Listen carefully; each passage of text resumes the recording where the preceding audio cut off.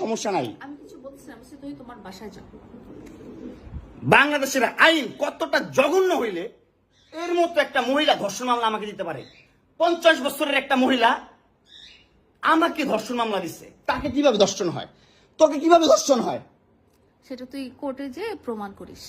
Court তো তোর কি না, তোর বাপের না কোর্ট? তোর বাপ আর্মিতে, তোর ভাই আর্মিতে, তোর জামাই আর্মিতে, তোর 2টা জামাই আর্মিতে। তোর তো আইন কি না? আর আমরা তো গরিব মানুষ, আমাদের তো সময় নাই, আমাদের তো এই সমাজে কোনো স্থায়ী নাই। আমরা তো সমাজের ময়লা আবর্জনা, আমরা এই সমাজে। আর তোরা হচ্ছিস সমাজের অনেক উচ্চ মানের মানুষ, অনেক ক্ষমতাবান মানুষ, এই জন্যই নাকে দড়িটা ঘুরাইতেছিস আমাকে, তুই বুঝছিস? হ্যাঁ, বিএমডব্লিউ নিয়ে যোগ্যতায় চালাই, তোর টাকা দিয়ে চালাই না, নিজের যোগ্যতা চালাই, কামাই করে চালাই। হ্যাঁ, বড়লোক হইতে পারবো না? কোথাও লেখা আছে গরিবরা বিএমডব্লিউ চাইতে পারবে না? গরিবরা বড়লোক হতে পারবে না? কোথাও লেখা আছে? হ্যাঁ, কোথাও লেখা আছে?